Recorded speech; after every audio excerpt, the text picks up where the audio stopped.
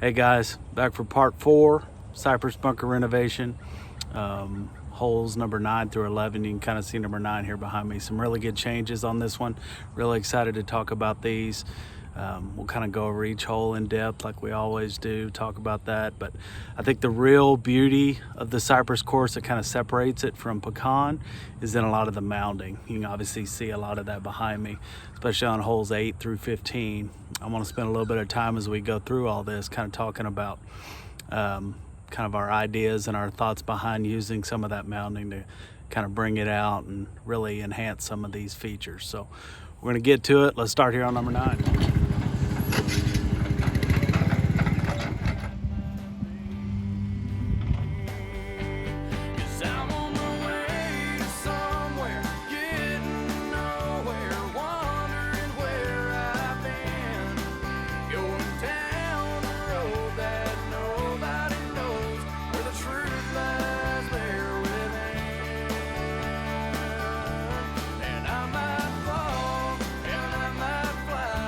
We are looking at the tee shot here on number 9, and kind of as I said before, the mounding is really a cool feature on these holes 8 through 15. Kind of see how they're nicely framed, the side of the fairway, kind of line your view towards the direction of play. My first impressions when I saw this hole 7 or 8 years ago was that it was just a really tight driving window. Thought it lacked a few things. And I think we addressed those here with the addition of that bunker kind of right there at the fairway. About 250 from the tee when you're playing the white tee boxes. You know, it's right where everybody wants to hit. Pretty good placement. You know, you can choose a 3-wood, kind of lay up short of that, or you can try to drive it past. But I think the beauty of this hole and kind of what sets it up for the shot into the green, a lot of players will beforehand would just try to drive it down there, maybe past those pear trees, kind of leaving yourself a shorter angle into the green. I think with the addition of that bunker, it kind of brings that less into play. And still right now, it's still kind of early, but I envision that rough kind of getting thicker and thicker, kind of like we did on Pecan course, as soon as we do the renovations and get all that extra cultural work in.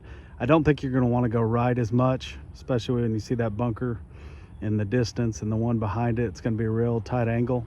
You can go that way, but you don't leave yourself a whole lot of room going into that green. So I think the preferred shot obviously is kind of keep yourself out to the left, give you a little bit better, more open angle into the green. Now we're coming at you from the landing area, and as I always do in my videos, I hit a perfect drive off the tee. I got myself about 100 yards into this green.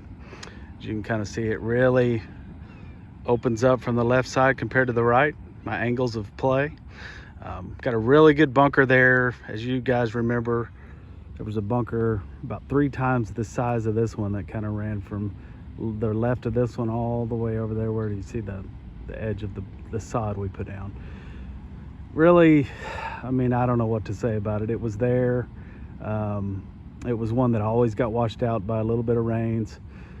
Just almost an eyesore at times, and it did kind of frame the right side of that hole. I think with what we've done, it does a little bit better job of that. I envision that area to the right of that bunker being kind of a fairway cut swale. So if you do come up short, you're going to be 5 or 6 feet below the putting surface with a tight fairway chip shot. So not the ideal shot. But from here, you can see with that back bunker, it just really kind of frames what your shot needs to be. It gives you a little depth perception with the back bunker and really kind of opens up. Now, if I go over, you know, if I go over here to the right, as I walk crazily, you can see that that window gets tighter and tighter and tighter and tighter. And if I'm over there in the trees to the right where a lot of guys want to come in from, you know, the green narrows up to about 10 yards. So it's a little bit tighter shot. You got to be real accurate. Don't have a whole lot of spin coming out of the rough with the wedge or medium iron. So down at the green side, you can see this nice little bunker here we added. Really frames this green nice. Love the shape of this one. You can kind of see, as I talked about, this all used to be bunker over in here. We've kind of swelled that out, made a nice kind of a gentle swell coming off the green, and this will all be fairway height of cut. So you can envision hitting a chip shot from an angle like this over here. you don't have a whole lot of room to work with.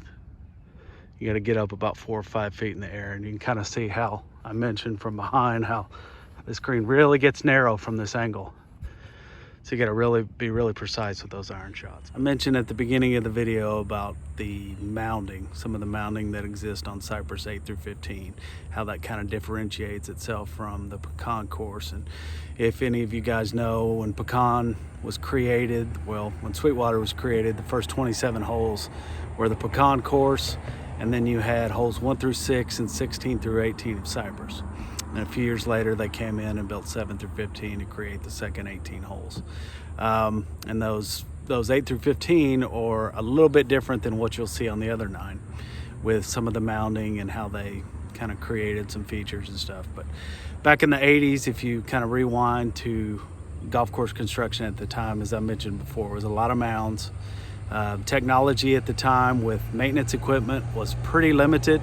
Yes, you had fairway mowers, and you didn't necessarily have the detailed machines and the expectations that you have now. So, you know, when you built a green and you found a mowing line, basically it was one little pass around the green, and then everything else out in front of it was a fairway cut. So you had about a 5-foot collar or so, and then you had rough. And I think some of that gets lost in a lot of these mounds and features that you can kind of see behind me. If you don't, to me, it kind of opens up and it changes the view of them when you change them from a rough height into a fairway cut, and you kind of help it blend in with the fairway and the features and the surrounds of that area. So I think with this project, our goal was to try to bring some of that back out. There's some really clever mounding on these holes, and I think by kind of changing some of the mowing lines, putting bunkers in certain positions to kind of enhance the visualization of those areas really is key in this, and I think it really brings it out. Something we couldn't do on pecan compared to what we did here on Cypress.